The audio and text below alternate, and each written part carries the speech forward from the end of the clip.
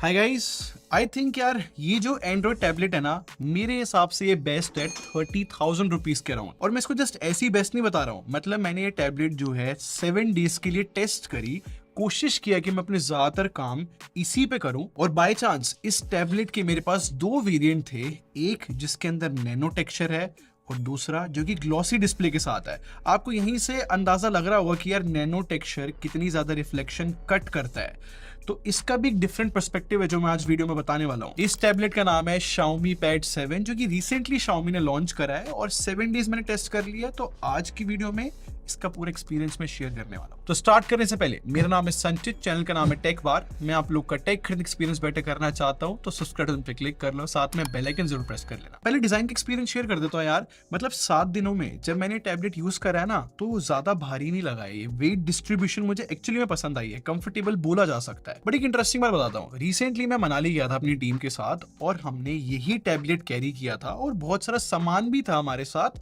जो कि बैग में था और टैबलेट भी बैग में रखा हुआ था। और ये बात स्पेसिफिकली इसलिए बता रहा हूँ कि मुझे ऐसा लगा था कि हो सकता है कि ये टैबलेट बेंड हो जाए, बट बेंड नहीं हुआ। बट इस टैबलेट को यूज करने के बाद पता है मेरे हिसाब से सबसे तारीफ वाली बात क्या है कि Xiaomi ने 30,000 रुपीज के अराउंड ये नैनो टेक्सचर वाला वेरिएंट दिया है। अब इस नैनो टेक्सचर वाली बात को इस पर्सपेक्टिव से समझो कि जो iPad है, अगर आपको उसमें नैनो टेक्सचर वाला वेरिएंट चाहिए हो तो आपको 1,70,000 रुपए खर्चने पड़ेंगे, क्योंकि एप्पल जो है नैनो टेक्सचर वाला ऑप्शन iPad Pro के 1 TB वाले वेरिएंट को देता है। और क्योंकि Xiaomi ने ये 33,000 रुपीज के अराउंड चीज अवेलेबल करी है, तो आपको खुद यार विजिबल होगा कि ग्लॉसी वाले वेरिएंट में जो है ज्यादा रिफ्लेक्शंस आती है।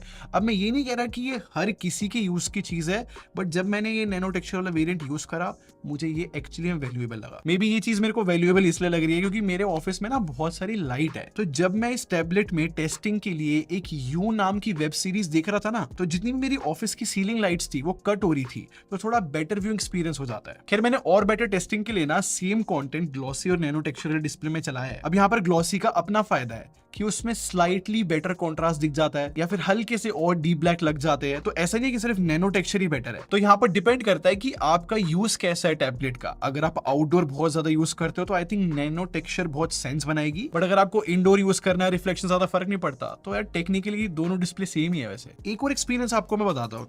अब क्योंकि ये डिस्प्ले जो है 3:2 एस्पेक्ट रेशियो के साथ आती है इस टैबलेट में, तो एक बार ना मुझे अपनी यूट्यूब की कोई सेटिंग चेंज करनी थी, उसके लिए मुझे डेस्कटॉप लेवल की ब्राउजिंग करनी थी। तो इस एस्पेक्ट रेशियो में ना जो डेस्कटॉप लेवल वाला YT स्टूडियो था वो बहुत अच्छे से स्केल हो रहा था। तो प्रोडक्टिविटी के लिए ये एस्पेक्ट रेशियो नो डाउट बहुत सही है। और मल्टीटास्किंग से याद आया, मतलब जो HyperOS 2.0 है ना इसके अंदर, जो कि एंड्रॉइड 15 पे बेस्ड है, सरप्राइजिंगली बहुत अच्छा एक्सपीरियंस रहा यार मल्टीटास्किंग का। देखो सिंपल सी बात है, मैंने HyperOS 2.0 वाले फोन्स भी यूज करे हैं, वहां पर भी जो है एनिमेशन और स्मूथनेस इंप्रूव हुई है, जो कि इसके लिए भी मैं बोल सकता हूँ। बट टैबलेट का मेन काम होता है कि भाई मल्टीटास्किंग स्मूथली हो जाए। अब एग्जांपल मैं आपको दिखाता हूँ। मैंने लेफ्ट साइड में ना एक IDC की रिपोर्ट खोली हुई थी और साथ के साथ YT म्यूजिक भी चल रहा था, मैं गाने वगैरह सुन रहा था, और राइट साइड में नोट्स ऐप खुली हुई है। बट देखो, अगर मैं इस IDC रिपोर्ट का जो टेबल है उसको ड्रैग एंड ड्रॉप करके नोट्स में लेकर आऊं ना, इजीली हो जाता है। और मजे की बात पता है क्या है, अब इस नोट्स ऐप के अंदर भी AI समरी का ऑप्शन है ना, तो इसने इस पूरी रिपोर्ट की समरी भी बना दी। बट इससे भी कूल चीज पता है क्या है, मैंने यहाँ पर भी एक प्रॉम्प्ट दिया कि मुझे शॉर्ट पॉइंटर्स के अंदर समरी चाहिए, तो वो भी इसने कर दिया। तो डेफिनेटली प्रोडक्टिविटी वाइज तो भाई बहुत सॉर्टेड है टैबलेट। और अगर 7 डेज की टेस्टिंग की बात करूं तो मुझे बग्स तो एज सच नहीं देखने को मिले। और टेक्निकली बताऊं तो Xiaomi ने यहाँ पर इकोसिस्टम बना रखा है। मतलब अगर आपके पास HyperOS 2 वाला फोन है तो काफी सारे इकोसिस्टम के फीचर्स मिलते हैं। बट मेरी 7 डेज की टेस्टिंग के अंदर मैं दूसरे फोन यूज कर रहा था,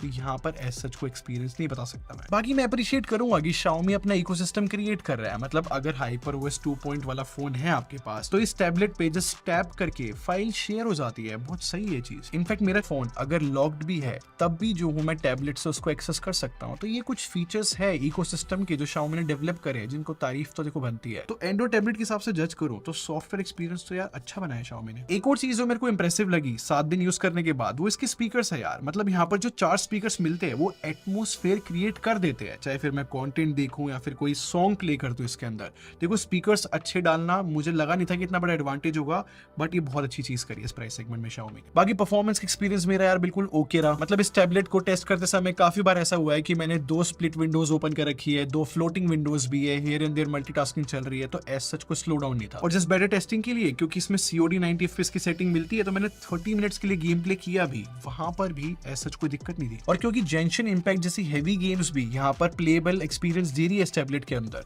तो यार नो डाउट परफॉर्मेंस तो मेरे को लगता है बिल्कुल ओके है। अच्छा, बैटरी का एक्सपीरियंस बताता हूँ। देखो वैसे ऑन पेपर स्पेक सही थी, 8850 mAh की बैटरी है, काफी बड़ी मानी जाती है, 45 वॉट की चार्जिंग है, अगेन ये कॉम्बिनेशन अच्छा है। बट अगर मैं रियल लाइफ की बात करूं तो मिक्स्ड यूसेज पे बता रहा हूं मैं, मेरे को इस टैबलेट पे 1.5 से 2 दिन का बैटरी बैकअप मिल रहा था, जो कि अगेन अच्छा माना जाता है। और ऑब्वियसली किसी भी टैबलेट के लिए बैटरी डिपार्टमेंट स्ट्रॉन्ग होना बहुत इंपॉर्टेंट होता है, तो यहाँ पर मुझे सॉर्टेड लगा। बाकी कैमरे एक्सपीरियंस शेयर करूं तो यहाँ पर 13 मेगापिक्सल का जो बैक कैमरा मिलता है, यूजुअली लोग टैबलेट में बैक कैमरा डॉक्यूमेंट स्कैनिंग के लिए यूज करते हैं। तो मैं अपने एक्सपीरियंस की बात करूं तो मेरे को एक वीजा अप्लाई करना था, उसके लिए बहुत सारे डॉक्यूमेंट स्कैन करने थे, तो मैंने स्पेसिफिकली इस टैबलेट को यूज किया जिससे मैं टेस्ट कर सकूं, एंड आई थिंक इसने बिल्कुल ओके तरीके से सारे डॉक्यूमेंट स्कैन कर दिए, इनफ डिटेल थी वहां पर। और यहाँ पर जो 8 मेगापिक्सल का फ्रंट कैमरा इस टैबलेट के अंदर, वो जैसे मैंने वीडियो कॉल्स लिए तो वो गुड इनफ ही था। तो अब कंक्लूजन की बात करते हैं। देखो मेरे पास दोनों वेरिएंट थे, एक 28,000 रुपीज वाला जो कि ग्लॉसी डिस्प्ले के साथ आता है, मैं उसके लिए भी बोल सकता हूँ कि 28,000 रुपीज में बहुत सही वैल्यू है। इनफैक्ट अगर मैं नैनो टेक्सचर वाले को भी देखूं तो 33,000 रुपीज में नैनो टेक्सचर अवेलेबल होना मेरे हिसाब से एक बहुत अच्छी फ्लेक्सिबिलिटी है। तो मैं सिंपली बोलूंगा, अगर आप 30,000 रुपीज के अराउंड कोई एंड्रॉइड टैबलेट ढूंढ रहे हो